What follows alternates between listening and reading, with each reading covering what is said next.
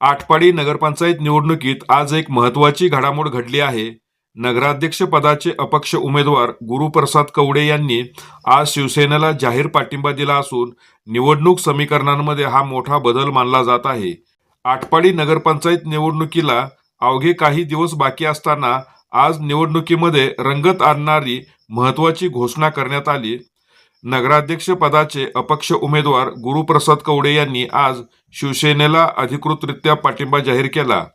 ही घोषणा शिवसेनेचे जिल्हा बँकेचे संचालक तानाजी पाटील व तालुका पदाधिकारी साहेबराव पाटील, नगरसेवक पदाचे उमेदवार बाळासाहेब हजारे तसेच मोठ्या संख्येने उपस्थित कार्यकर्त्यांच्या उपस्थितीत करण्यात आली.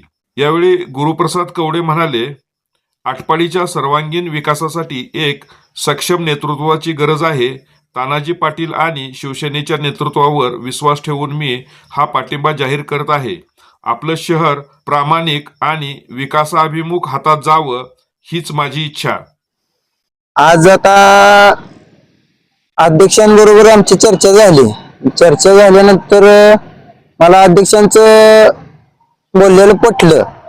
आता अध्यक्षांनी जवळजवळ आटपाडी तालुक्यासाठी 502 कोटी रुपयाचा म्हणजे आटपाडी गावासाठी 502 कोटी रुपयाचा निधी हा मंजूर करून आणलाय आणि 502 कोटी रुपयाचा निधी ह्या 2 ते 3 वर्षात सगळं आता डेव्हलप करण्याचा अध्यक्षांचा प्रयत्न चालू आहे. मग त्याच्यामुळे मी म्हणलं आता आपण अध्यक्षांना विरोध करण्याचा अर्थ नाही, म्हणून अध्यक्षांना आपण पाठिंबा द्यावा.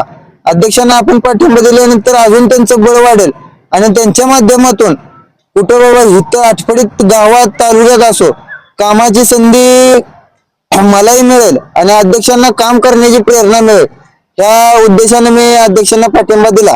गुरुप्रसाद कवडे यांच्या पाठिंब्यामुळे शिवसेनेचा नगराध्यक्ष पदाच्या लढतीत निश्चित मनोबल वाढला आहे. तर दुसरीकडे या समर्थनामुळे निवडणूक मैदानातील स्पर्धा अधिक रंगतदार झाली आहे.